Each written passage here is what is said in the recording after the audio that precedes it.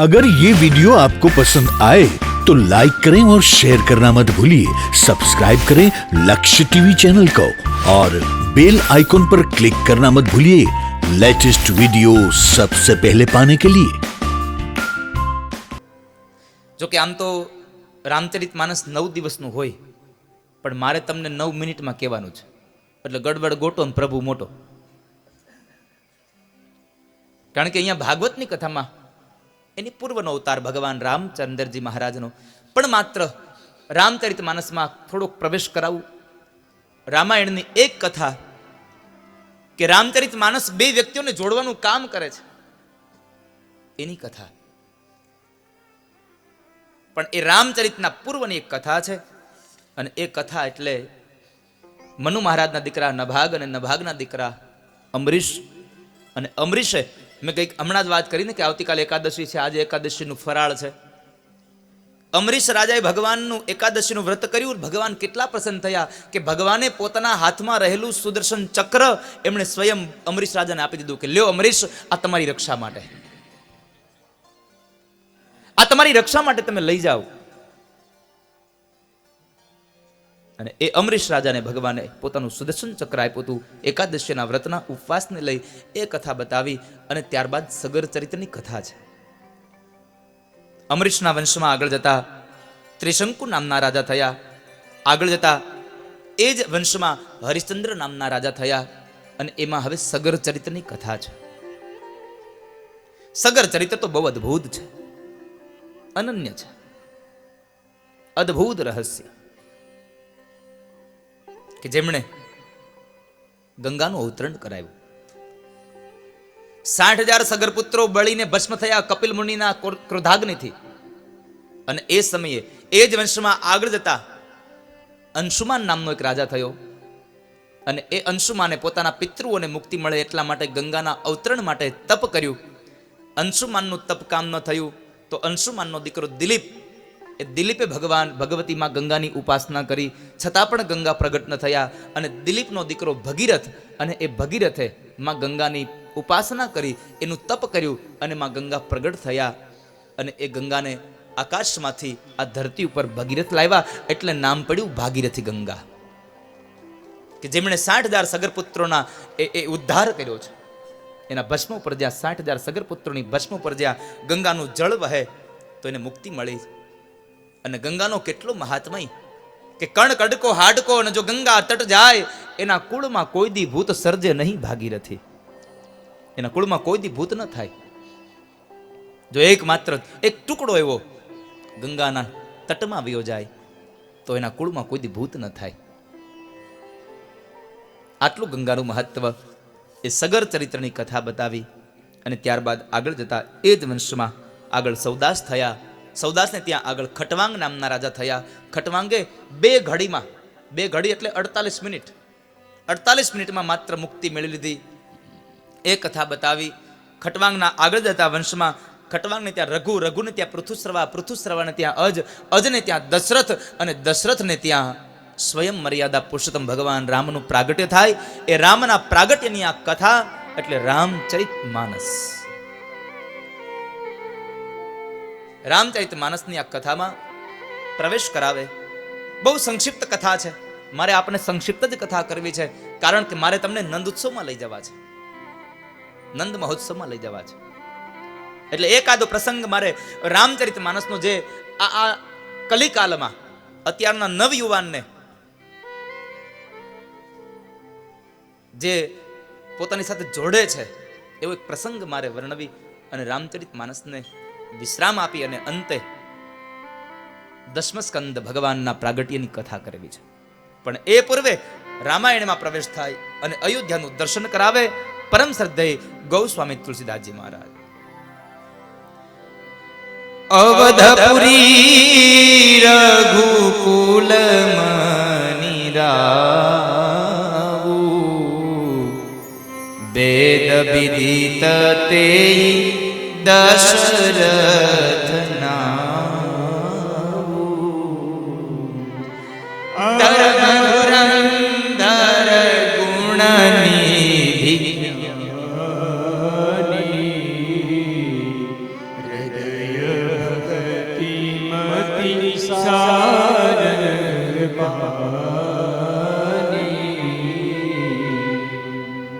અયોધ્યાના રાજા દશરથ, મતિમાં સારંગ પાણી, હૃદયમાં જેને પ્રેમ ભર્યો છે એવા મહારાજ એમને 3 રાણી કૌશલ્યા, સુમિત્રા અને કૈકેયી. કૌશલ્યા ધર્મપત્ની, કૈકેયી અને સુમિત્રા છે એ ભોગ પત્ની છે.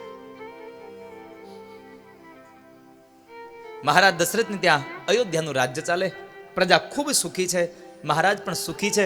બધી વાતનું સુખ છે, પણ એક વાતનું દુઃખ છે કે મહારાજ દશરથ જે રાજગાદી પર બેઠા છે એ રાજગાદીમાં એમને વિચાર આવ્યો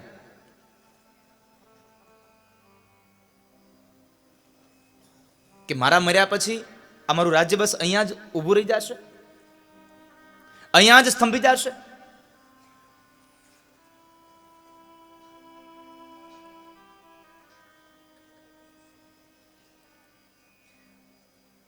અને એ સમયે ખૂબ દુઃખી થયેલા મહારાજ દશરથ વિચાર કરે છે, હું કોને કહું આ દુઃખ, આ વાત હું કોને કરું?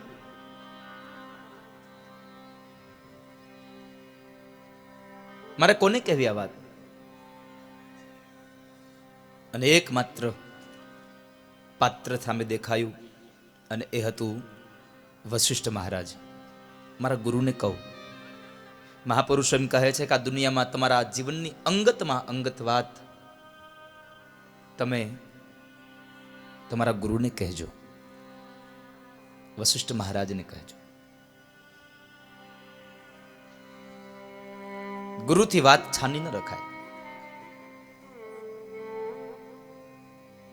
ગુરુ ગૃહ ગયો તુરત પાલા, ચરણ લાગી કરી વિનય વિસાલા. ગુરુનાથ ગૃહે જઈ મહારાજ વશિષ્ઠને વંદન કર્યા અને કહે છે, બાપજી આપની કૃપાથી બધી જ વાતનું સુખ છે મારે ત્યાં, પણ એક દુઃખ છે, મારે ત્યાં દીકરો નથી. તો શું મારા મર્યા પછી મારું અયોધ્યાનું રાજ્ય બસ અહીંયા જ ઊભું રહી જશે? મારી રાજગાદી આગળ નહીં ચાલે? મારી ગાદીનો વારસદાર નહીં આવે? દુઃખી થયેલા મહારાજ દશરથના શબ્દો સાંભળી અને વશિષ્ઠ મહારાજ બોલ્યા છે, ધરો ધીર હોઈ સુતચારી, ત્રિભુવન વિદિત ભગત. હે રાજા, તું ધીરજ ધર. તારે ત્યાં એક નહીં 4 દીકરા આવશે, અને એ પણ સામાન્ય નહીં. આ 3 ભુવનમાં તમારા રઘુકુળની કીર્તિને વધારે એવા 4 દીકરા થશે. ધર હું ધીર હોઈ સુત ચારી. 4 દીકરા થશે. તમે ધીરજ રાખો, પણ એના માટે તમારે એક કામ કરવું પડશે. અરે મહારાજ, તમે કહો તે કરવા તૈયાર છો. શું કરું? તમે જે કહો તે કરવા તૈયાર છો. તો રાજા શૃંગી ઋષિ વશિષ્ઠ બોલા, પુત્ર કામ શુભ યજ્ઞ કરાવો. તમે પુત્ર કામેષ્ટ યજ્ઞ કરાવો, શૃંગી ઋષિને બોલાવો, અને જો પુત્ર કામેષ્ટ યજ્ઞ કરશો તો તમારા ઘરે દીકરા થશે, એમાં કોઈ પણ પ્રકારનો સંદેહ નથી. બાપજી ભલે. આ બાજુ રાજાએ વશિષ્ઠ મહારાજની આજ્ઞા મુજબ યજ્ઞનું આયોજન કર્યું. તમામ બ્રાહ્મણોને બોલાવ્યા, શૃંગી ઋષિને બોલાવ્યા, વશિષ્ઠ મહારાજને બોલાવ્યા. વશિષ્ઠની ઉપસ્થિતિમાં એમણે યજ્ઞ આરંભ કર્યો છે, અને યજ્ઞની પૂર્ણાહુતિ તરફ જાય. ભાવ સહિત મુનિ આહુતિ દિન હે. અને એ જ સમયે જ્યારે બીડું હોમવાનો સમય થયો, અને ત્યારે સ્વયં ભગવાન યજ્ઞ નારાયણ યજ્ઞકુંડમાંથી પ્રગટ થયા. બોલીએ યજ્ઞ નારાયણ ભગવાન કી. સ્વયં ભગવાન યજ્ઞ નારાયણ પ્રગટ થયા. પ્રસાદનું એક પાત્ર લઈને આવ્યા હતા. એ પાત્ર એમણે વશિષ્ઠ મહારાજને આપ્યું. વશિષ્ઠ મહારાજે દશરથને આપ્યું. દશરથે પોતાની પત્નીઓને આપ્યું, અને પોતાની પત્નીઓ પોતાના ઉદરની અંદર એક કવન પધરાવ્યો. તો 3 રાણીઓને ભગવાનના પ્રસાદને લઈ અને પોતાના ઉદરની અંદર એક ગર્ભ રહ્યો છે. 3 રાણીઓને ગર્ભ રહ્યા છે. अगर ये वीडियो आपको पसंद आया हो तो लाइक करें और शेयर करना मत भूलिए। सब्सक्राइब करें लक्ष्य टीवी चैनल को और बेल आइकॉन पर क्लिक करना मत भूलिए लेटेस्ट वीडियो सबसे पहले पाने के लिए। ધીમે ધીમે સમય વ્યતીત થતો જાય અને બરાબર દેવતાઓ ભગવાનની સ્તુતિ કરે, કૌશલ્યા, કૈકેયી અને સુમિત્રા ભગવાનની સ્તુતિ કરે અને એ સ્તુતિને લઈ અને હવે ભગવાન માતાઓના ઉદરની અંદર પ્રસ્થાપિત થયા. ધીમે ધીમે સમય વ્યતીત થયો. શિયાળો ગયો, ઉનાળો આવ્યો, ફાગણ માસ ગયો અને ચૈત્ર માસની શરૂઆત થઈ. એકમ બીજ ત્રીજામ કરતા કરતા નવમીનો સવારનો સૂર્ય ઉદય થાય અને એ સમયે સરયુ જળ બે કિનારે વહે. અયોધ્યાની અંદર બધાને શુભ મંગલ વર્તાય છે અને એ નવમીની તિથિનું આ નિરૂપણ વર્ણન રામચરિતમાનસમાં ગૌસ્વામી તુલસીદાસજી મહારાજ લખે છે. નવમી તિથિ મધુ માસે પુનીતા શુક્લ પક્ષય બીજીત હરિ પ્રીતા. અભિજીત નક્ષત્ર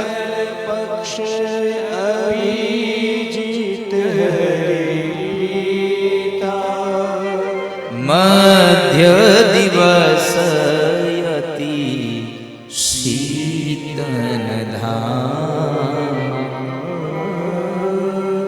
પાવન લોક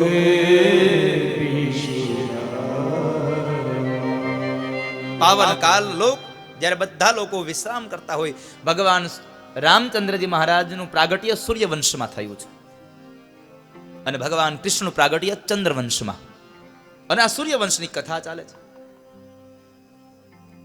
સૂર્યવંશની કથામાં ભગવાનનું પ્રાગટ્ય ચૈત્ર મહિનાની નવમીના દિવસે બપોરના 12 વાગે અને ચંદ્રવંશમાં ભગવાન કૃષ્ણનું પ્રાગટ્ય શ્રાવણ મહિનાની અંધારી આઠમની અડધી રાતે મધ્યરાત્રિ 12 વાગે. અને અહીંયા આગળ દેવતાઓને સ્તુતિ લીધી. નવમીનો સવારનો સૂર્ય ઉદય ધીમે ધીમે ધીમે ધીમે સમય વ્યતીત થવા લાગ્યો અને બરાબર 12 વાગ્યાની પૂર્વે આકાશમાં સૂર્ય બરાબર મધ્યમાં આવે, ન હોય તડકો ન હોય છાંયો.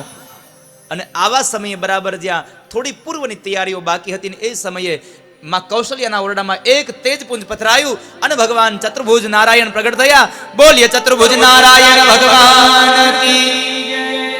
અને ચતુર્ભુજ નારાયણ પ્રગટ થયા અને માતા કૌશલ્યા અને તમામ દેવી દેવતા ભગવાનની સ્તુતિ કરવા લાગ્યા અને કહેવા લાગ્યા છે, ભય પ્રગટ કૃપાલા દીન દયાલા કૌશલ્યા હિતકારી.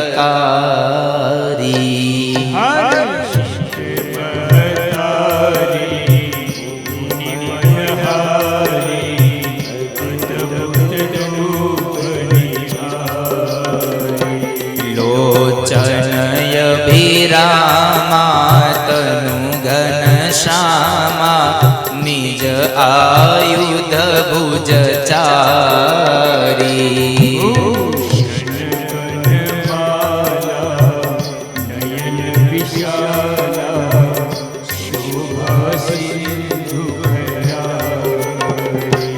કહદુઈ કર જોરી સ્તુતિ તોરી કેહી વિધિ કરો અનંતા.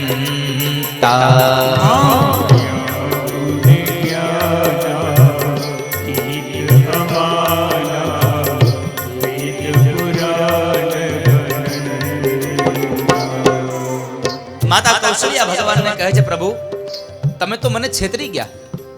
અરે માં, મેં એમ કહ્યું હતું કે હું આવું છું ને હું આવ્યો. મેં ક્યાં જૂઠું બોલ્યો? મેં શું તમને છેતરા? માં કહે છે, પ્રભુ તમે એમ કહ્યું હતું કે હું દીકરો બનીને આવીશ અને દીકરો હોય તો 2 હાથ વાળો હોય, નાનો હોય. આ તો તમે 4 હાથ વાળા અને જગતના બાપ બનીને આવ્યા છો. તમે મને દીકરો બનીને આવવાની વાત કરી હતી. હું આપને પ્રાર્થના કરું છું. માતા પુની બોલી સોમતી ડોલી તજ હું તાતય રૂપા.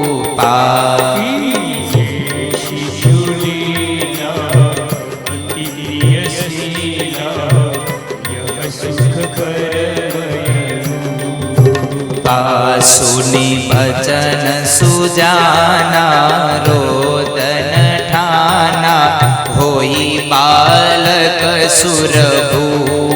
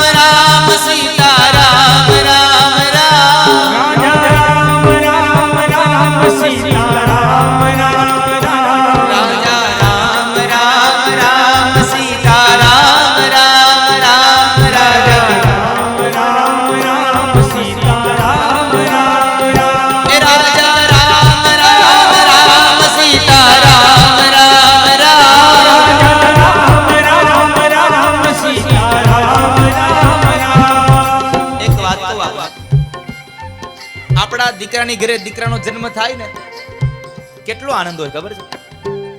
દાદા લાકડીના ટેકા વગર હાલી ન શકતા હોય તોય લાકડીના ટેકા વગર ઊભા થઈ જાય. શું કામે? આજ મારા ઘરે આનંદ આવ્યો છે. દીકરાની ઘરે દીકરો જન્મે અને આનંદ થાય તો આ તો પરબ્રહ્મ સ્વયં પરમાત્માનું પ્રાગટ્ય થવા જઈ રહ્યું છે. આનો આનંદ ન થાય? सब लोग तालियों के साथ गाइए कुछ पल के लिए.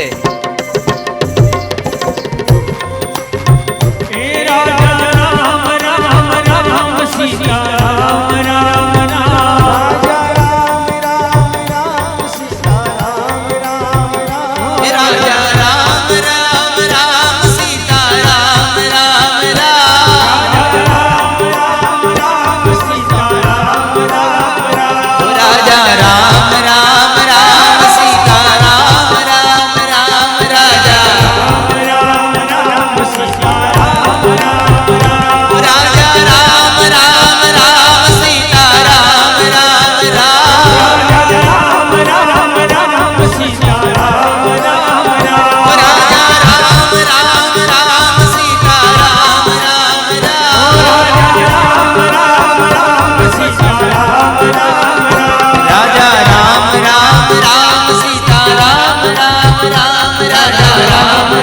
राम सीता राम राजा राम राम राम सीता राम राम राम राजा राम राम सीता राम राजा राम राम राम सीता राम राम सीता राम राजा राम राम राम सीता राम राम सीता राम राजा राम राम राम सीता राम राम राम राजा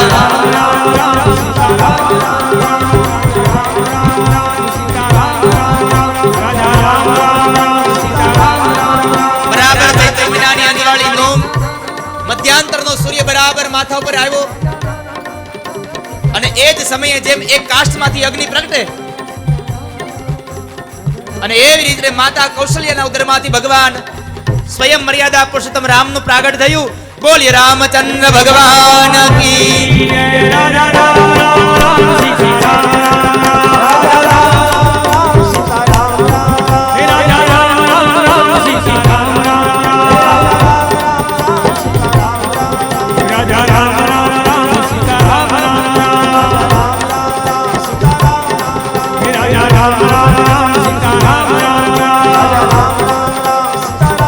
થોડો સમય વ્યતીત થયો. બાજના ઓરડામાં મહારાજ દશરથના બીજા પત્ની કૈકેયી અને કૈકેયીએ એક બાળકને જન્મ આપ્યો અને એ બાળક એટલે સ્વયં ભરતજી મહારાજ. બોલીએ ભરતજી મહારાજ કી મહારાજના ત્રીજા પત્ની સુમિત્રા એમણે 2 બાળકોને જન્મ આપ્યો.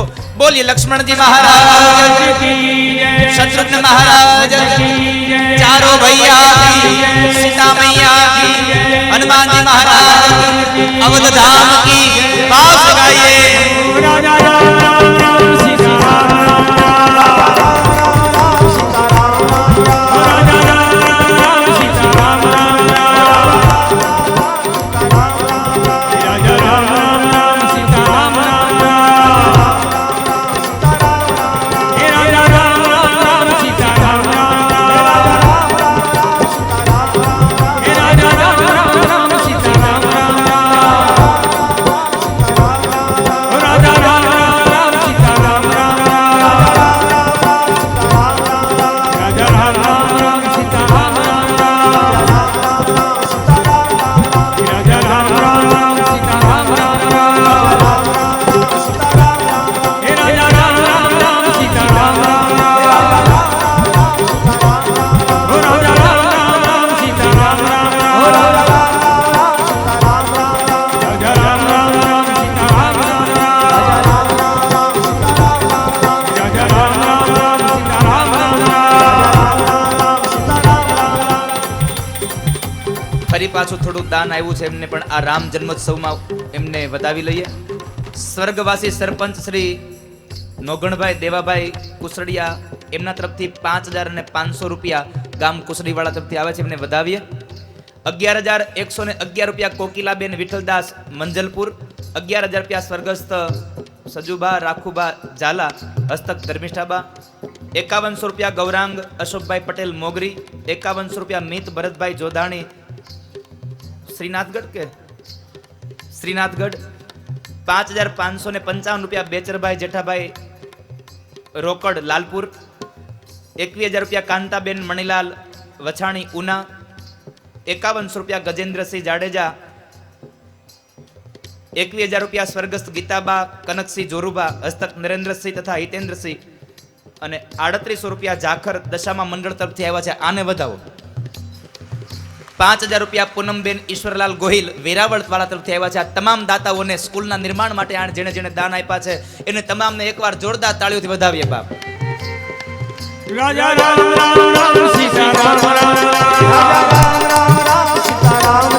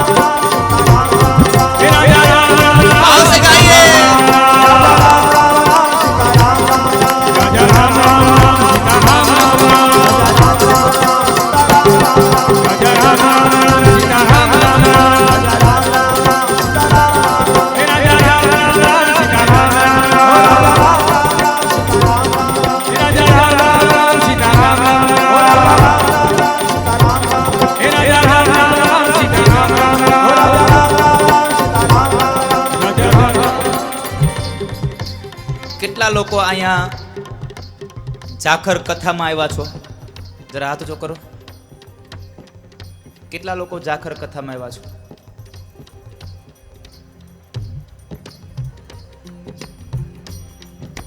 ફરીવાર કેટલા લોકો જાખર કથામાં આવ્યા છો? ઘરેથી કઈ નીકળ્યા છો? કેટલા લોકો જાખર કથામાં જ બેઠા છો? જરા હાથ ઊંચો કરો. જેટલા લોકો જાખર કથામાં બેઠા હોય એટલા હાથ ઊંચો કરો. જેટલા લોકો અયોધ્યામાં બેઠા છો હાથ ઊંચો કરો. હવે તો 30 સેકન્ડ માટે ભગવાન રામના નામનો જયઘોષ કરીએ, કારણ આજે રામ જન્મોત્સવનું અહીંયા મહોત્સવ મનાવાય છે. ભગવાન રામને પ્રાર્થના કરીએ કે આ મહોત્સવમાં અમે આટલા બધા હારે ભેગા મળી અને આટલી પ્રાર્થના કરીએ છીએ કે જલ્દીથી જલ્દી કરી અને અયોધ્યામાં રામ મંદિરનું નિર્માણ થઈ જાય.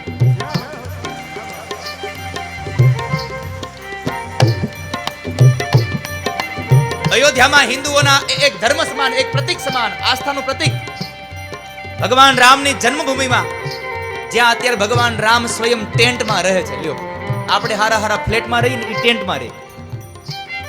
એટલું મંદિર સરસ મજાનું નિર્માણ થાય, એના માટે 30 સેકન્ડ માટે હાથ અધરકને વગાડીએ તાળી. હે રાજા રામ રામ રામ સીતા રામ રામ રામ. હે રાજા રામ રામ રામ સીતા રામ રામ રામ.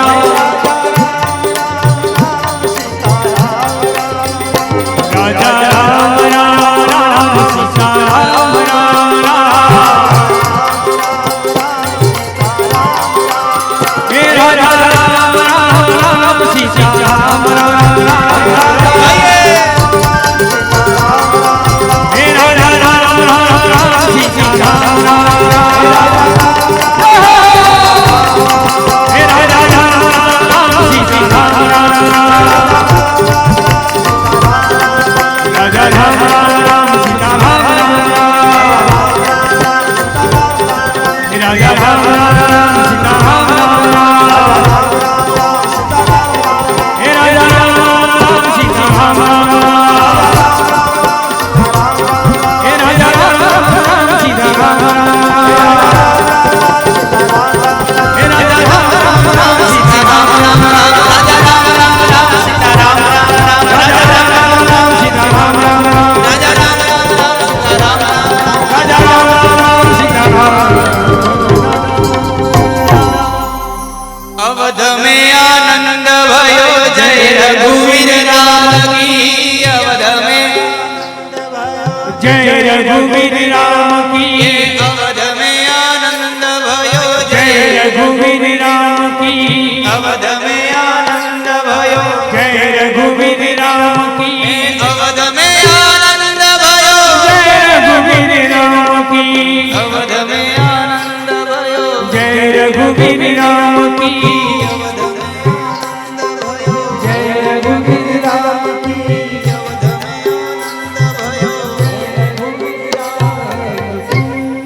बोलो सियावर रामचंद्र भगवान की. चारों भैया की. अवध धाम की.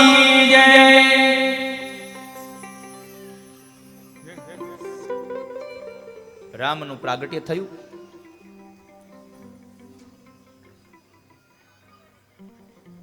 રામ જન્મોત્સવની ઉજવણી અયોધ્યામાં કરી.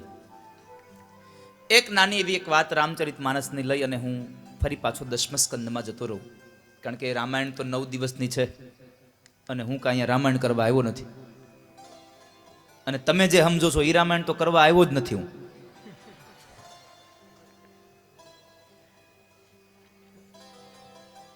અને ભગવાનની કથા 9 દિવસની, 9 દિવસ તો શું 9 ભવ સુધી ગાઈએ ને તો પણ ભગવાનની કથા પૂરી ન થાય. કારણ હરિ અનંત, હરિ કથા અનંતા.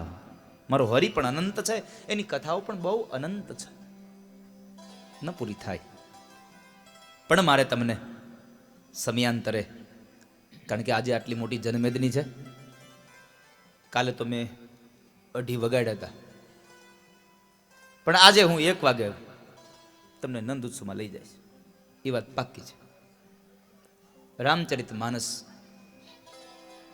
એકમાત્ર નાનો પ્રસંગ કે રામચરિત માનસનું મૂળ ભાવાર્થ શું છે.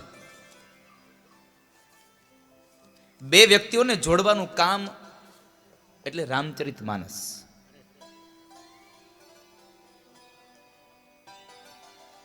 આધ્યાત્મિક અર્થમાં રામાયણ, રામ એટલે મર્યાદાની મૂર્તિ, લક્ષ્મણ એટલે વિવેકની મૂર્તિ,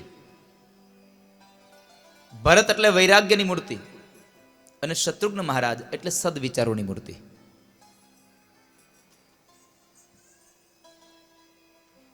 જીવનમાં મર્યાદા કેવી હોય એ જોવું હોય તો રામનું જીવન ચરિત્ર વાંચી જવું.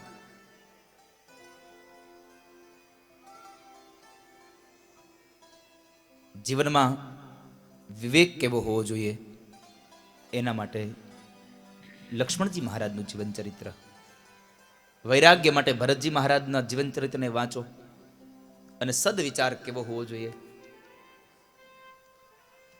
એના માટે થઈ અને તમે શત્રુઘ્ન મહારાજના જીવન ચરિત્રને વાંચો.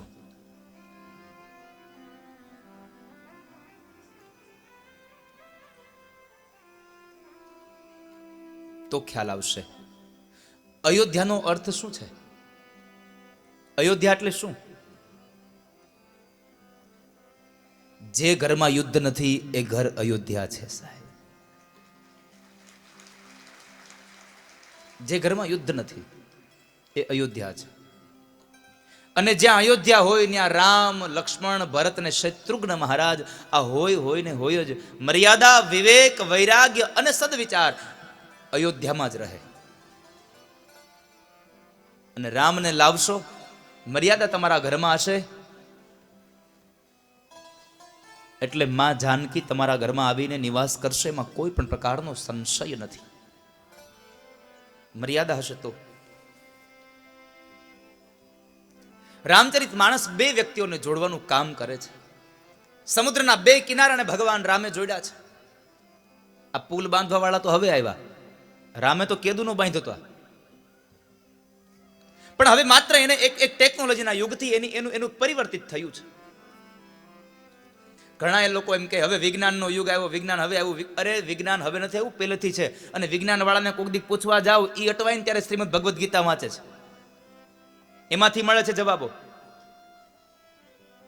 બધા જવાબો એમાંથી મળે છે. માટે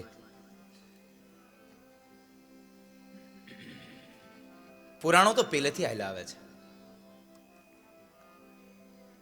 આ દેશી દવા અને તારી આ દવા બધી હમણાં આવી. અશ્વિની કુમારોએ તો પહેલેથી એને સંજીવની વિદ્યાઓના પ્રયોગ કર્યા છે. ઔષધિઓ પહેલેથી એને રાખી છે.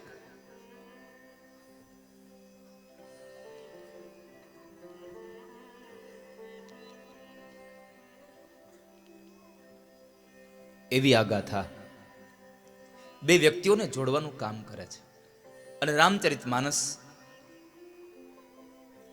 આ કલિકાલમાં, વર્તમાન સમયમાં પરિવાર માટે બહુ જરૂરી છે, અત્યંત જરૂરી છે. ખાસ કરીને મારા નવ યુવાનોને અત્યારે કહેવું છે, કારણ કે અત્યારે તમે જુઓ તો ભાઈઓ જુદા થઈ જાય છે. ભાઈ કેવો હોવો જોઈએ એની એક બે વાત, પરિવારને લાગતી, આપણા જીવનમાં સ્પર્શ કરતી એક વાત રામચરિત માનસમાંથી લઈ અને હું પછી તમને નંદ મહોત્સવમાં લઈ જાઉં.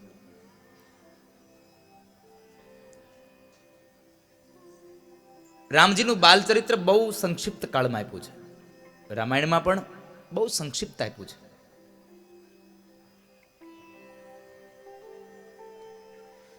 ધીમે ધીમે સમય વ્યતીત થયો, ચારે ભાઈઓ મોટા થયા અને એ સમયે ચાર ભાઈઓએ જ્યારે આંગણામાં રમે છે અને એ રમતમાં જ્યારે ભગવાન રામના હાથની અંદર જીત આવે છે, ભગવાન રામ એ રમતમાં જીતે એમ છે, છતાં પણ ભગવાન રામે જાણી જોઈ અને પોતે હાર સ્વીકાર લીધી. કારણ રામ એમ કહે છે કે મારા ભાઈઓ જો ખુશ રહેતા હોય તો ભલે ને એ જીતી જાય. એક ભાઈનું સારું ઈચ્છવા માટે થઈ અને એક ભાઈએ પોતાની હાર સ્વીકારી. પણ રામજીએ પછીનો શબ્દ બહુ સુંદર પ્રયોગ કર્યો છે. રામ એમ કહે છે કે જીત મારી થાય કે મારા ભાઈની થાય, અંતે જીત થાય છે તો અમારી ને. જ્યાં અમારી જીત થતી હશે ત્યાં જ આવા મંડપ બંધાતા હશે સાહેબ. નહીં તો અહીંયા તુંડે તુંડે મતિર ભિન્ના છે. એક માણસની વિચાર શક્તિ સરખી નથી.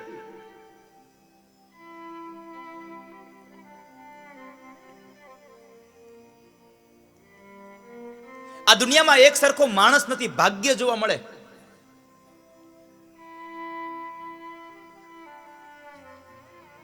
આ દુનિયામાં સરખા માણસ નથી.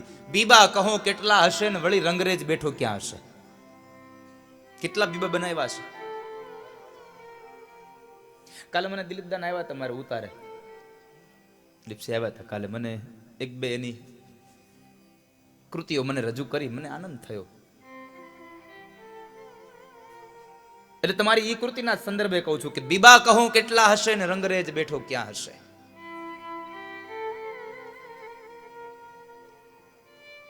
એટલું જ નહીં, આ જગ ચાક ફેરવનાર આ કુંભાર બેઠો ક્યાં હશે. આખી દુનિયાનો જેને ચાકડો બનાવ્યો છે, આ જગતને ચાકડો બનાવીને ફેરવે છે, બેઠો ક્યાં હશે. 8 ભાઈઓનો એક મત થયો ત્યારે આ કથા થઈ છે સાહેબ. મારો મૂળ કહેવાનો ભાવાર્થ, ભાઈઓ માટે ભાઈ કેવું વિચારતો હોય કે જેથી કરી અને ઘરમાં રામ રાજ્યની સ્થાપના થાય. રામ રાજ્યની સ્થાપના થાય એના માટેની આ કથા છે.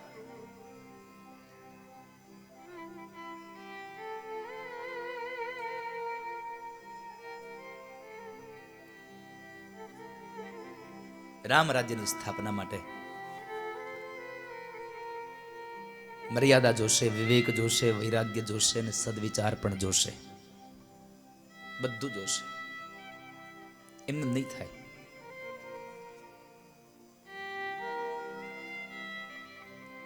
એમને કશું જ નહીં થાય. એટલે રામજી એવું વિચાર કર્યો કે જીત મારી થાય કે મારા ભાઈઓની થાય. જીત થાય છે તો અમારી ને. એક ભાઈની વિશે જ્યારે આવું વિચારતો થશે ત્યારે રામ રાજ્યની સ્થાપના થશે.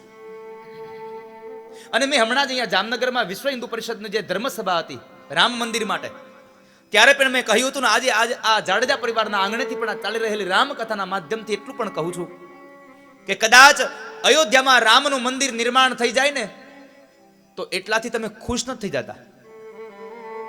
અયોધ્યામાં રામ મંદિરના નિર્માણથી તમે માટી નથી થયા, તમે જીતી નથી ગયા. તમારી જીત તો ત્યારે થશે કે તમારા ઘરમાં પણ જ્યારે રામ રાજ્યની સ્થાપના થશે ત્યારે તમારી જીત થશે. તમારા ઘરમાં પણ રામનું રાજ્ય આવે. જ્યારે એકબીજાના વિચારોને તમે સમજતા થાવ, એકબીજાની પરિસ્થિતિને તમે સમજતા થાવ, એ રામ રાજ્ય છે. રામ જેવો રાજા હોવો જોઈએ કે પ્રજાના દુઃખમાં દુઃખી અને પ્રજાના સુખમાં સુખી. એ સાચો રામ છે. રામ રાજા બને. ભાઈઓની વિશે ભાઈ જ્યારે વિચારતો થશે ત્યારે રામનું રાજ્ય આવશે. એકવાર વિદેશમાં એક યુવાનને એના મોટા ભાઈએ બહુ મોટી કાર લઈ દીધી, ખૂબ મોંઘી કાર.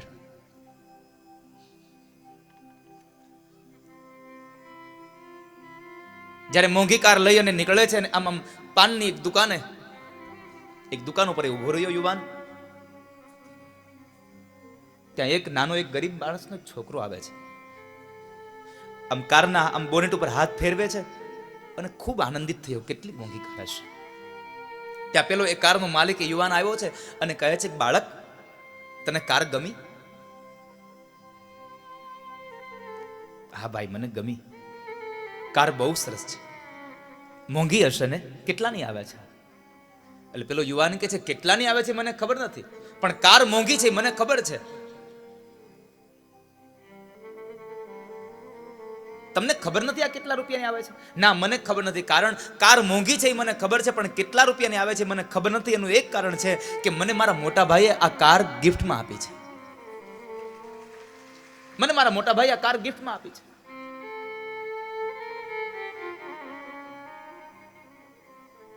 પેલો બાળક કહે છે, કાશ. આટલું બોલીને બાળક સ્તંભી ગયો અને ચાલતો થયો. એટલે પેલા યુવાનને થયું કે લાવના બાળકને બિચારાને બહુ કાર ગમે છે ને, તો એને હું એક ચક્કર મરાવું. એ બાળક, તારે બેસવું છે આમાં? પેલા બાળકને થયું કે હાલ ને બેસી લો. એટલે કહે છે, હા ભાઈ મને બેસાડો. બેસાડે છે તો કહે છે, ચાલ તારું ઘર ક્યાં છે, હું તને તારા ઘર સુધી મૂકી જાઉં. ઘર સુધી મૂકવા માટે બાળકને બેસાડ્યો અને એ યુવાન પોતાની કાર, એ મોંઘી કાર લઈને જાય છે. અને બરાબર ઘણું ચાલ્યા તો વચમાં ને વચમાં પ્રશ્ન કરે છે, બાળક તું એમ કહેતો હતો કાશ મેં એમ કહ્યું મને મારા મોટા ભાઈ આ ગાડી ગિફ્ટમાં આપી છે, એટલે તું એમ બોલ્યો કાશ, આનો શું અર્થ? પેલો બાળક કહે છે કઈ નહીં ભાઈ, જવા દો ને. ના તું કે કઈ શું કારણ? અને એ વાતોમાં ને વાતોમાં બરાબર ઘર આવી ગયું. એટલે પેલો બાળક કહે છે કે ભાઈ અંકલ જરા ગાડી રોકી દો ને, મારું ઘર આવી ગયું છે. બાળક ઉતરવા જાય છે ત્યારે પેલો ગાડીનો માલિક યુવાન કહે છે, એક વખત તો મને કહે કે શું કામે, મને એક વાર તો તું કે તું કાશ બોલ્યો એનો અર્થ શું? તારી ઈચ્છા એવી જ હતી ને કે તારે પણ સારો મોટો ભાઈ હોય તો તને પણ કાર લઈ દે. ત્યારે પેલો બાળક કહે છે ઉતરતા ઉતરતા, ના અંકલ, મારા કાશની પાછળનો અર્થ એ નહોતો કે મારે મોટો ભાઈ હોય તો મને કાર લઈ દે, પણ મારા કાશની પાછળનો અર્થ એ હતો કે કાશ હું પણ મોટો છું અને જો હું પૈસા વાળો હોત તો જો સામે બેઠો મારો નાનો ભાઈ એને હું પણ આ કાર ગિફ્ટ આપી દેત. જ્યારે એક ભાઈ પોતાના ભાઈ વિશે આવું વિચારતો થશે ત્યારે આ દુનિયામાં રામ રાજ્યની સ્થાપના થશે. ત્યારે પેલા રામ રાજ્ય નહીં આવે. રામનું રાજ્ય તો ત્યારે આવશે કે જ્યારે એક માણસ બીજા માણસની વિશે વિચારતો થાય. એક માણસ બીજા માણસ વિશે વિચારતો થાય. મેં ગઈકાલે આપને જે વાત કરી હતી કે મારા ઉપર જેને ખૂબ હૃદયનો પવિત્ર ભાવ મારા પ્રત્યેનો જે છે એવા મારા પૂજ્યપાદ નિત્યસુખ સ્વામી પધાર્યા છે. અને આ કથા માટે સ્વામીનો જ ફોન આવ્યો હતો મને, દાદા ઝાખરમાં કથા આપવાની છે. બોલો સ્વામિનારાયણ ભગવાન, સ્વામિનારાયણ નારાયણ નારાયણ સ્વામી.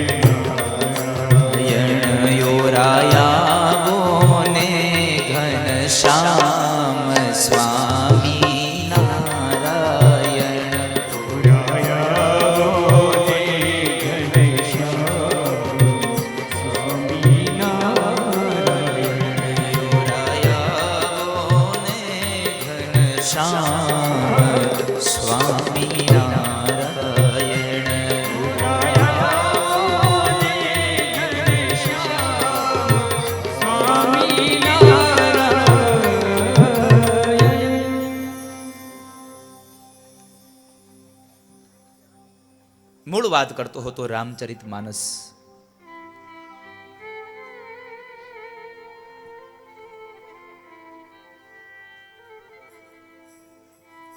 જ્યારે માણસ પરિવારના વ્યક્તિ વિશે વિચારતો થશે ત્યારે રામ રાજ્યની સ્થાપના થશે.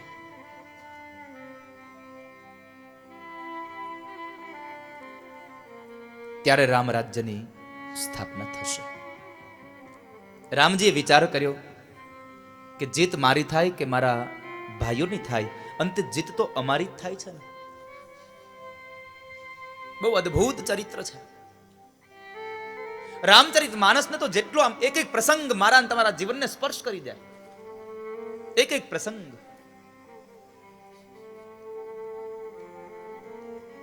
પણ મેં આપને કહ્યું એમ કે 9 દિવસની રામકથા મારે તમને 9 મિનિટમાં કહેવાની, એટલે ગડબડ ગોટો ને પ્રભુ મોટો.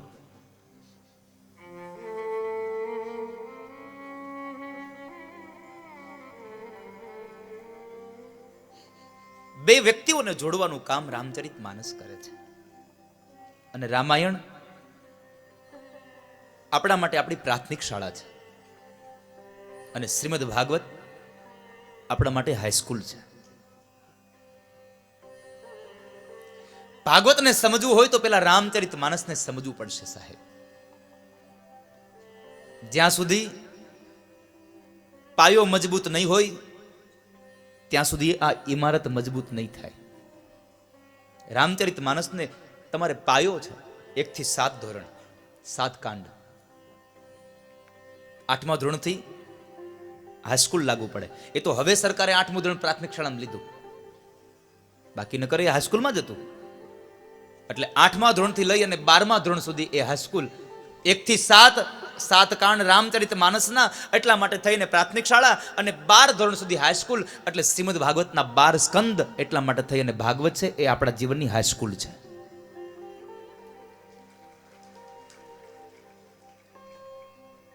પાયો પણ મજબૂત જોશે તો જ હાઈસ્કૂલ સારી થશે સાહેબ. ધીમે ધીમે સમય વ્યતીત થાય. 4 ભાઈઓ મોટા થયા, ગુરુના આશ્રમની અંદર વિદ્યા અભ્યાસ માટે બેઠા છે.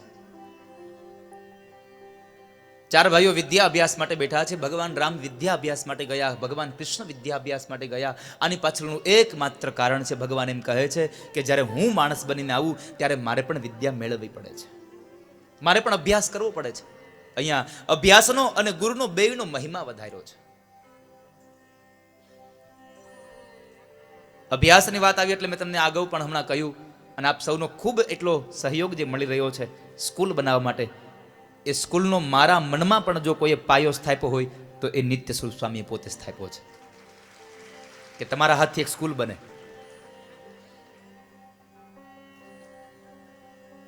કારણ કે અત્યારે સરદારમાં 900 થી 1000 વિદ્યાર્થીઓ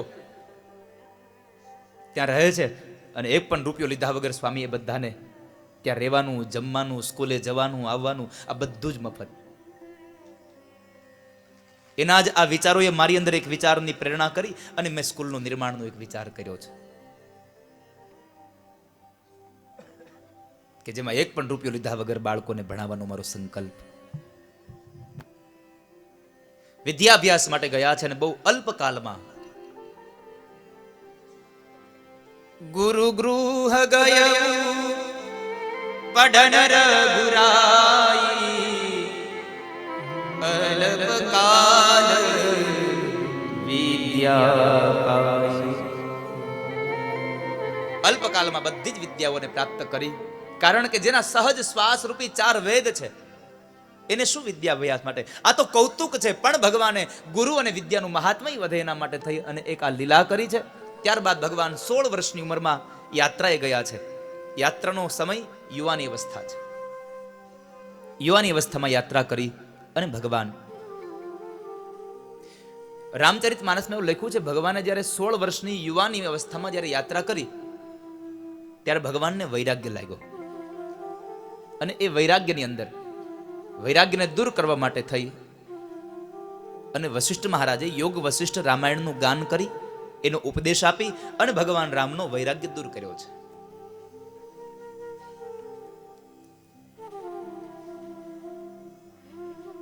યોગ વશિષ્ઠ રામાયણનો એમણે ગાન કર્યું. ત્યારબાદ સમય વ્યતીત થયો. આશ્રમની અંદર વિશ્વામિત્ર મહારાજ યજ્ઞ કરે. મારીચ અને સુબાહુ નામના 2 રાક્ષસો બાધા નાખે. એ બાધામાંથી નિવૃત્તિ મેળવવા માટે, યજ્ઞના રક્ષણ માટે વિશ્વામિત્ર મહારાજ ભગવાન રામ અને લક્ષ્મણને લેવા માટે આવે છે. રામ અને લક્ષ્મણને 2 ભાઈઓને લઈ અને વિશ્વામિત્ર મહારાજ ફરી પાછા આશ્રમમાં જવા માટે નીકળ્યા. અને એ સમયે માર્ગની અંદર એક તાડકા નામની અસુરી સામે મળે છે, અને એ અસુરીને ભગવાને જોઈ અને એ રાક્ષસીને એક બાણ માર્યું અને ભગવાન રામે તાડકાનો વધ કરે. એક હી બાન પ્રાણ હરિ લીન્હા, દીન જાની તેહી નિજ પદ દીન્હા. એક હી બાન પ્રાણ હરિ લીન્હા, દીન જાની તેહી નિજ પદ દીન્હા. ગરીબ જાણી ભગવાને મારી, અને છતાં પણ માર્યા પછી પણ ભગવાને એમને પોતાનું ધામ આપ્યું છે, પોતાનું સ્થાન આપ્યું છે. દીન જાની તેહી નિજ પદ દીના, દીન જાણી ગરીબ જાણી અને પોતાનું સ્થાન આપ્યું.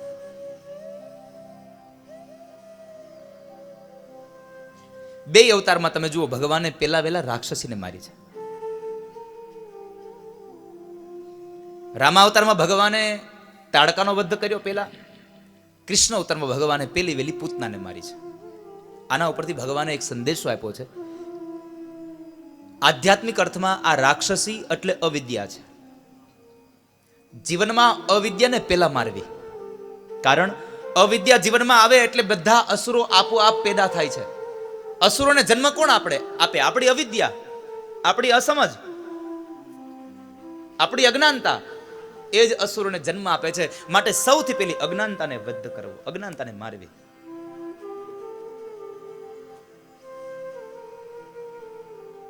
ભગવાને તાડકાનો વધ કર્યો, કૃષ્ણ અવતારમાં પૂતનાનો વધ કર્યો છે. આવી તો અનેક ગાથાઓ ભગવાન રામચરિતમાનસમાં, કે વિશ્વામિત્ર મહારાજનો યજ્ઞ સંપન્ન કરાવ્યો, ત્યારબાદ જનકપુરની અંદર ગયા. ત્યાં આગળ મહારાજ જનકની દીકરી જાનકીનો જે સ્વયંવર છે એમાં ભગવાને ધનુષ્ય તોડ્યું છે. પણ એ ધનુષ્ય તોડે એની પહેલાનો એક બે ભાઈઓનો પ્રસંગ ફરી આપને કહું અને મારી રામચરિતમાનસને વિરામ આપું. મારે બે ભાઈઓનો પ્રસંગ એટલા માટે કહેવો છે કે અત્યારે બે ભાઈઓ એક નાની વાતમાં જુદા થઈ જાય છે, બોલતા નથી.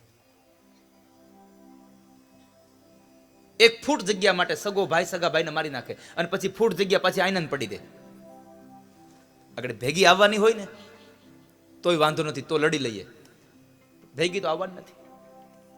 શા માટે? જ્યારે બગીચામાં ઉતારો દેવાયો, વાડીમાં ઉતારો દીધો, સાંજના સમયે વિશ્વામિત્ર મહારાજના ચરણની સેવા કરીને રામજી પોતાની પથારીમાં જ્યારે સુવા જાય છે ત્યારે લક્ષ્મણજી મહારાજ એમના પગની સેવા કરે છે. રામજીને નીંદર આવે એટલે આંખો બંધ થઈ અને લક્ષ્મણના આંખોમાંથી અશ્રુના બિંદ પડ્યા છે.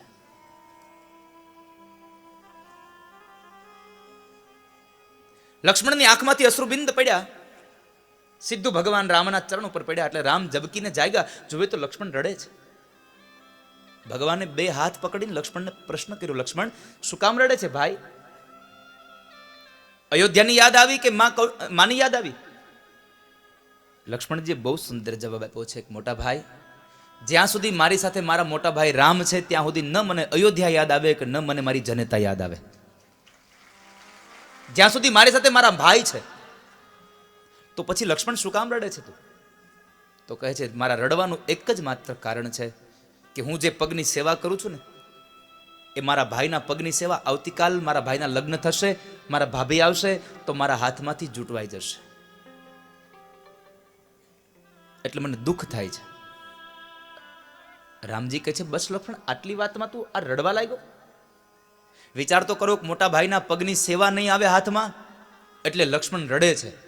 અને અત્યારનો લક્ષ્મણ એક ફૂટ જગ્યા વહી ન જાય એટલે હગા ભાઈના પગ દબાવવાનું મુખ પડતું ને ગળું દબાવે છે.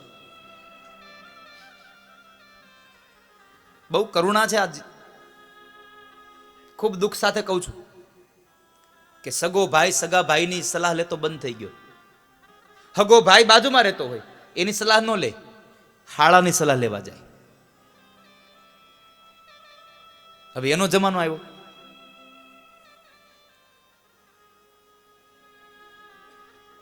પણ એક વાત યાદ રાખજો, તમારા સગા ભાઈને જેટલું તમારું પેટમાં બળશે ને એટલું આ દુનિયામાં કોઈને નહીં બળે. કોઈ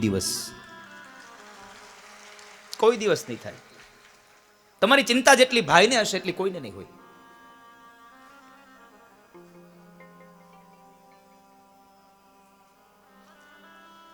મોટા ભાઈ, બસ દુઃખ એ જ વાતનું છે કે મારા હાથમાંથી આ પગની સેવા વહી જાય. અને ત્યારે રામજી બોલ્યા છે કે લક્ષ્મણ સાંભળ, આવતીકાલ મારા લગ્ન થાય, તારી ભાભી ઘરમાં આવશે તો મારા ડાબા પગની સેવા તારી ભાભી કરશે અને જમણા પગની સેવા મારો લક્ષ્મણ કરશે. અને કદાચ આ વાત તારી ભાભીને નહીં ગમતી હોય, એને નહીં પસંદ હોય તો યાદ રાખ લક્ષ્મણ, હું તારી ભાભીને છોડી દઉં પણ લક્ષ્મણ તને જિંદગીભર ન છોડી શકું.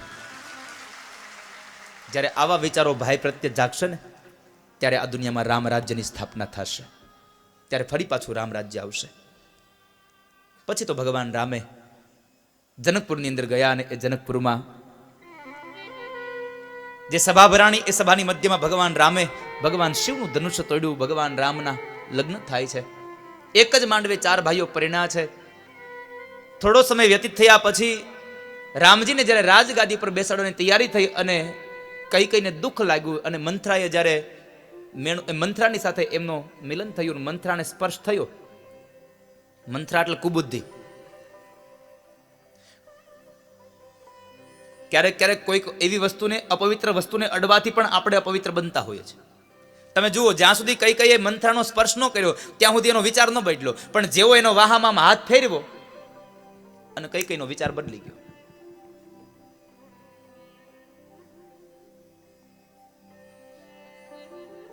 કુબુદ્ધિનો જો સંગ થાય એને એની સાથે આપણો સ્પર્શ થાય તો પણ આપણી બુદ્ધિ બદલી જતી હોય છે. અને એમને લઈ કઈ મહારાજ દશરથ પાસેથી વચન માંગ્યા. પેલું વચન ભરતને રાજગાદી અને બીજું વચન રામને 14 વર્ષનો વનવાસ. અને એ વચનને ખાતર ભગવાન રામ જંગલમાં જાય છે. માં જાનકી સાથે ગયા, લક્ષ્મણજી સાથે ગયા. ભાઈ કેવો હોવો જોઈએ તો કહે છે કે 14 વર્ષ નિંદ્રા ત્યજી દીધી. વિચાર તો કરો, 14 વર્ષ સુધી એને આંખ ન વીચી લક્ષ્મણે. આટલો ભાઈનો પ્રેમ. ત્યારબાદ મહારાજ દશરથનું પુત્ર વિયોગમાં મૃત્યુ થાય. ભરતજી મહારાજ રામની પાદુકાઓને લઈને આવે. પંચવટીમાંથી માં જાનકીનું હરણ થાય. રાવણ લઈને જાય. ત્યારબાદ માં જાનકીની શોધ માટે 2 ભાઈઓ જ્યારે જાય છે અને એ જાનકીની શોધમાં જાય ત્યારે આગળ શબરીબાઈના ઝૂંપડીએ ગયા છે. ઘણા વર્ષોથી શબરી રાહ જોતી હતી. તમે જુઓ એની શ્રદ્ધા જુઓ. સવારનો સૂરજ ઉગે એટલે રસ્તો સાફ કરી આવે, ફૂલડા વેરી આવે, આજ મારા રામ આવશે.